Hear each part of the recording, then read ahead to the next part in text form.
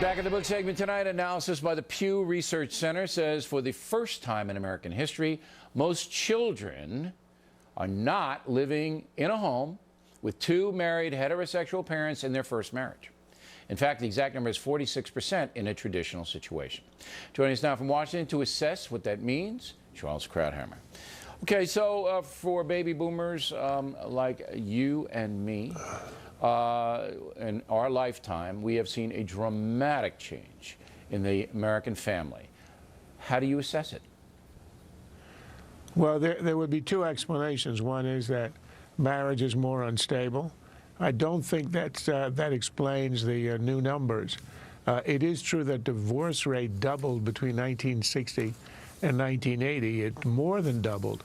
But in the last 30 or so years, it has now settled back to somewhere between those two numbers. So the divorce rate, after exploding, has actually declined. So that can't be the explanation.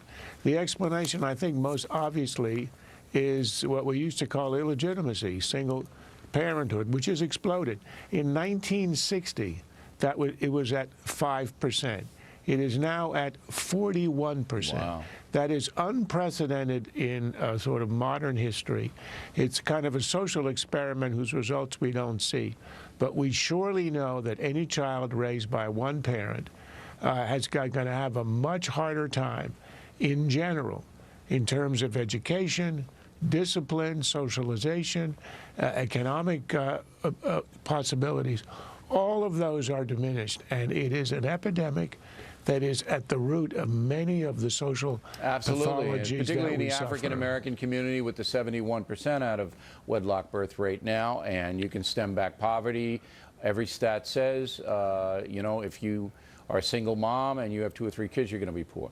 The next question But it's got a lot of effect also on the white working class, which has suffered an enormous increase in that as well. Why? Why is this happening? Why do people having babies, when birth control is very, very accessible, abortion, I don't believe in it, but obviously it's accessible.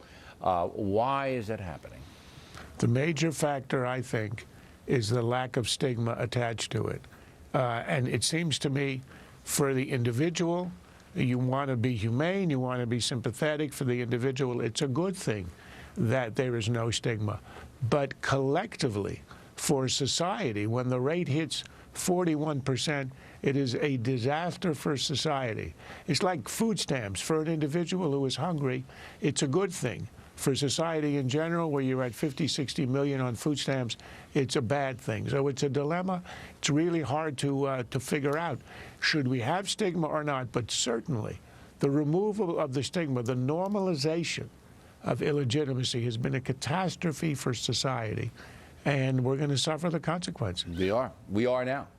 Okay, let's get to terrorism. I asked Ed Henry if President Obama really cares about defeating the jihad, not protecting the nation. I believe he wants to protect the nation. But defeating the jihad, taking the aggressive action that would be necessary to do that, I don't think he's got his heart's in it. You say? I think that for him, it's not the reason he came to the presidency.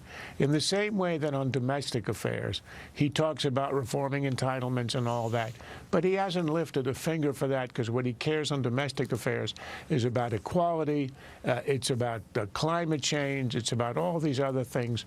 And you know, when it comes to entitlements, he'll say the words, but he doesn't really care. In foreign policy, he cares about essentially appeasing our enemies, or as he would say, making overtures to our enemies, the Russians, the Iranians, with the nuclear program. He sees his mission as the one who makes America sort of popular again in the world. He doesn't see as his mission to be the president who defeated Islamic terrorism. He knows he has to do it. He knows he has to protect the nation, so he does the drone strikes and he says the right words. But if you look at what he's said overall, the non-appearance in Paris, the way he's downplayed the Paris attacks, the way they write off all the lone wolf attacks, the workplace violence and talking about Fort Hood, the abolition of the terminology, the war on terror, That's not why he became president, and that's not what he cares about. So he does the minimum. He does the silent stuff. He does the stuff that you don't see, the drone attacks. And as you said a little earlier, he will now pass it off to his successor. Yes, he will. That's for sure.